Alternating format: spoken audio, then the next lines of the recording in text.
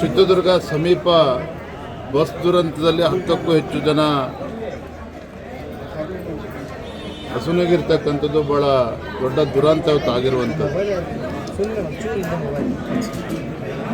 ನಾನು ಭಗವಂತನ ಪ್ರಾರ್ಥನೆ ಮಾಡ್ತೇನೆ, ಯಾರು ಮರಣ ಹೊಂದಿದ್ದಾರೆ ಆ ನೋವನ್ನು ತಡಿತಕ್ಕಂಥ ಶಕ್ತಿಯ ಕುಟುಂಬದ ವರ್ಗದವ್ರಿಗೆ ದಯಪಾಲಿಸಲಿ.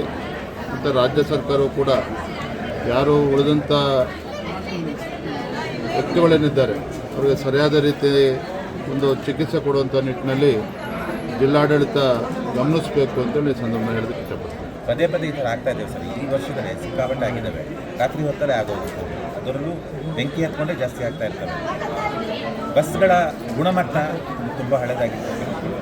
ನೋಡ, ಈಗ ರಾಜ್ಯ ಸರ್ಕಾರ ಸಹಜವಾಗಿ ಇಂಥ ದುರ್ಘಟನೆ ನಡೆದಾಗ ತನಿಖೆನೂ ಕೂಡ ಆಗ್ತದೆ. ಅದಾದ್ಮೇಲೆ ಅದ್ರ ಬಗ್ಗೆ ಚರ್ಚೆ ಮಾಡ್ತೀವಿ.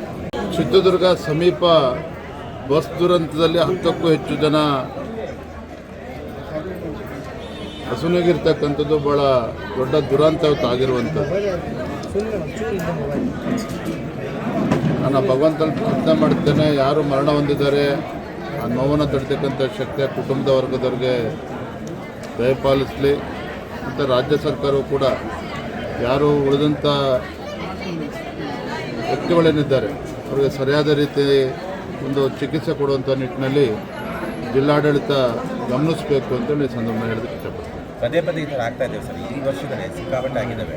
ರಾತ್ರಿ ಹೊತ್ತಲ್ಲೇ ಆಗೋದು, ಅದರಲ್ಲೂ ಬೆಂಕಿ ಹತ್ಕೊಂಡೇ ಜಾಸ್ತಿ ಆಗ್ತಾ ಇರ್ತವೆ. ಬಸ್ಗಳ ಗುಣಮಟ್ಟ ತುಂಬ ಹಳೆದಾಗಿದೆ.